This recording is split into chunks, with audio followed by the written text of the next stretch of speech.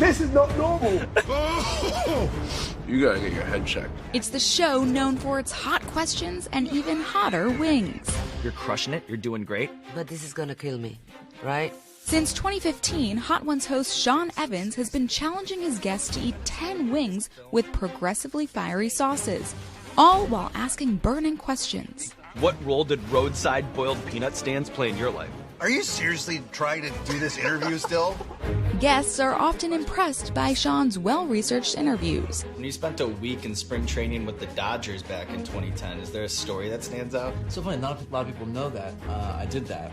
He's so excited that you just asked that question. I was so excited. I'm gonna fight you. But the hot wings frequently lead to some heated exchanges. It's okay. It's okay. Damn it! Who are you? Why are we here? Nobody's ever whooped your After all these chicken wings. For our interview, I decided to cool things down a bit. I met Sean at the Museum of Ice Cream in New York City, making sundaes. Do you want any chocolate topping? Yeah. Do you ever feel like you're the host of an awkward first date during your interviews? Because I only say that because, you know, it sort of mimics a first date sometimes because the guest is babbling or oversharing because they're so nervous and uncomfortable. Right. Well, you know what? I think that's kind of just the nature of this. Like, even this is like that. You know, we've never met before. We have to create this rhythm, this awkward, energy, this chemistry. No, not yet. Good. You haven't done anything to blow it yet, Donna. Okay, great. But overall, I think it's just creating that trust between two people in this bizarre context, and just seeing where it goes and trying your best. Yeah. You know, I think you just try to set the guest up for success, set yourself up for success, and then whatever happens, happens. Well, speaking of success, I mean, it's hilarious because you're watching these celebrities writhe in pain, but they come out of it praising you. What have you learned about humanity through your show? Oh, that's a good question. Maybe it's a lesson in trauma bonding. I've seen people challenged. I've seen people down and out. I've seen people that look like they can't get off the mat. Is discomfort sort of part of your strategy or goal in getting people to open up? Yeah, well, we kind of think both. You know, inside we kind of say that we want it to be the most comfortable, least comfortable interview show. You know, I do think we try to set our guests up for success. We care about them. You know, if they're going to come in here and burn their faces off and sweat on camera for us, then we should at least try to meet them halfway with what is hopefully a thoughtful, career-spanning interview along the way. And I think at the end of the day, I don't have any... Like, I'm not trying to punish anybody. You know what I mean? The show just kind of has to be like that, and I'm almost like, I'm sorry. Right. I know. Like, I get it. We're on the same level. You know, like, even if they get kind of mad at me, but then it becomes this emotional roller coaster that kind of makes it a thing that is kind of, I think, been the special sauce in the whole thing, or that's allowed it to last for so long, is you end up kind of really getting to know this person through this Hot Ones gauntlet. I'm gonna throw like a little bit of everything. Interesting that you're going with that. I'm going everything. Oh, I love you that. know? Like, Wow, you're really trusting the process. I am. Sean, a native of Evanston, Illinois, and broadcast journalism graduate, created the show with producer Chris Schoenberger. When you and Chris first came up with the concept, what was your intention? What did you want to get out of the interview?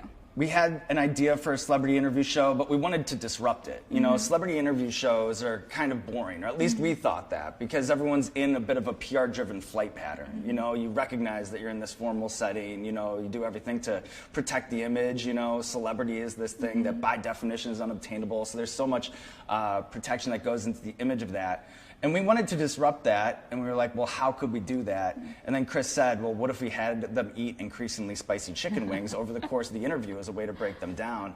And it was just a Cupid's arrow right into my brain, and we shot the pilot, and we haven't stopped shooting it since. But I think that that's kind of the magic in it. You know, celebrity is this thing that by definition is unobtainable, but we all know what it's like to die on hot sauce. So it kind of just brings everyone down to the same level. And in a way, I feel like we accidentally invented that what's it like to have a beer with this person show, you know? Hot Ones has become a cultural phenomenon, nominated for 2 Daytime Emmy Awards and even spoofed on SNL. Beyonce? Sorry, I'm good. Beyond the interviews, you have created products and hot sauces and games. Yeah. you really turned this into a business. Is that beyond your wildest dreams or sort of right on track? No, totally beyond any dream or aspiration I ever had for the show. You know, the hot sauce started off as just a way for fans to touch the show. You know, you do TV, you know, you do something on the internet, you make this thing, you know that people watch it, but how do you know? You know, like you want a tangible thing that people can connect to. So we just made it as like kind of a gift thing, and it flew off the shelves, and then we were like, okay, well, there's a thing here, and it allowed us, you know, to kind of give fans a taste of the show. And I think there's so much interaction that happens with the show. You know, people see it, and you naturally wonder, like, could I make it through the spice, you know? And so we just have an ability for people to have that thing and do it at home, you know? Yeah, and you've been doing it since 2015. Were you into spicy foods before that? You know, my dad was a salsa purist, so there was like no mild salsa anywhere in the house, you know? You had to, you know, even at 8 years old, watching a Bears game, putting that chip in, you know, I had to get lit up. So I do have my dad to thank for that, you know, even though it was maybe C- parenting at the time. But I was never like a hot sauce aficionado. Yeah. I was never a master of hot sauce. So that was just something I had to figure out as you go. And thankfully, like cardio, hot sauce is something that you can kind of build a tolerance to. I guess only you know that. Yeah, I guess, you know, like I'm like a lab rat for the whole experience. But it does, you know, once you kind of know what to expect and you've been through it so many times, and of course you're dealing with somebody who has no idea what's happening. So it's just those hours, those 10,000 hours. Well, yeah, speaking of hours, I mean, you have taped over 300 episodes, which means you've had over 3,000 hot wings. Oh, yeah. It's a lot. So are you immune to the heat now, or do you still feel it? I think Colin Farrell put it this way, a familiarity with the pain. You know, I always know what's happening. I'm never in uncharted territory. Yeah. So I think sometimes for our guests, their spiciest meal that they've ever eaten in their lives is during this show, you know, and then they're doing it in this ridiculous context where they have the lights and the cameras all around them. So I almost feel like I need to shepherd them through that experience. I have so many plates spinning in my head that I can't even think about the spice. So I think that in some ways that helps me, but I think the most important thing is just I've been smoked out so many times. I've had the cramps. I've had the neck sweats. I've had the hair on my arms stand up a million times before. So when it happens, I'm not at all surprised. So how do you prep your body for it? You know, the only thing I do is just kind of eat light, you know, half a bagel before, maybe banana before, and that's kind of it. And then afterwards, like I like ice cream, you know, that's the thing. And it's kind of a moment of zen that I have where I get the milkshake or the ice cream at the end of every show, and I just have that moment to myself. So it's become sort of like a Pavlovian reward for me. The quiet reward. The quiet reward every single time. I want to play a game called Brain Freeze, where the questions are icy, not spicy. Okay. And if you feel they're, thank you. And if you feel they're too icy, you can just take a bite of your sundae instead of answering the question. Okay? First question. Do you enjoy watching celebrities go through their painful times? You know what? Depends. There's a line. There's a line that when it crosses, I am like, I'm so sorry. You know, when they get up and they're walking, because like I know that feeling, and they just can't stop drinking milk. You know, like when they're on their second glass of milk, I'm like, chill and stop. You know, like I'm trying to guide them through, and I kind of am like, I feel for them. I understand what they're going through. Because you're doing it too. Yeah, and I've been there. I know exactly what it's like. You just want to curl up in the fetal position on a bathroom floor, you know, and like I've been there. So like when that's going on, I'm like, I know. Just 2 more wings left. We're almost there. You're doing great. Which celeb has panicked the most? Pete Davidson comes immediately to mind when I think about that. Wow. 2 wings to go. Do you ever skip a hot wing while the celebrity is taking one? No, I am a chicken wing talk show host of the highest Yes. dignity. Everything is always sauce. People are like, oh, Sean's wings aren't sauce, or Sean's faking it, or whatever.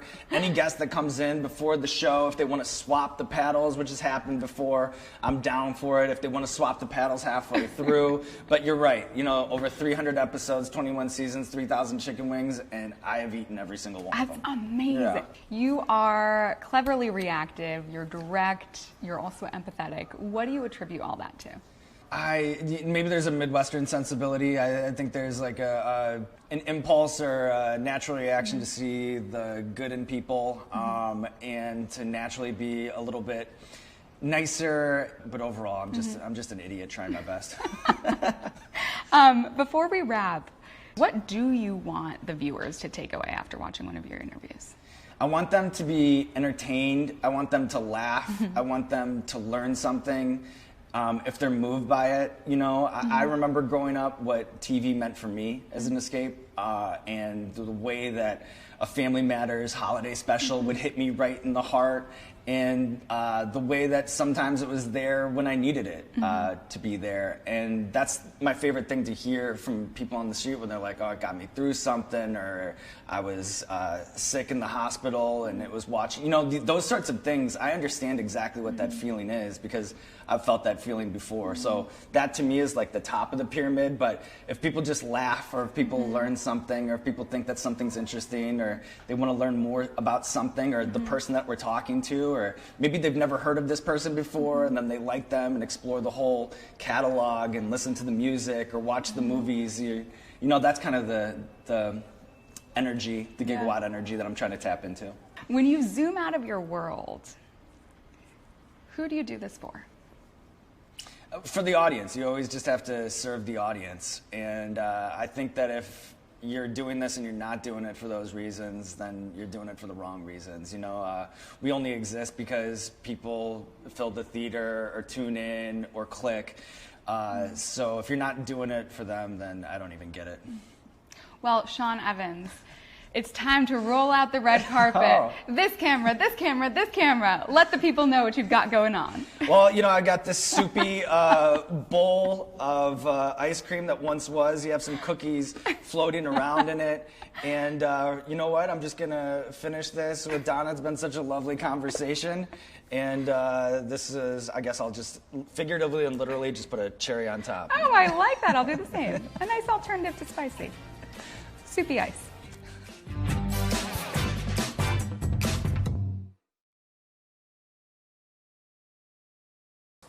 Hey, thanks for watching. Don't miss the Today Show every weekday at 11 a.m. Eastern, 8 Pacific on our streaming channel, Today All Day. To watch, head to today.com/allday or click the link right here.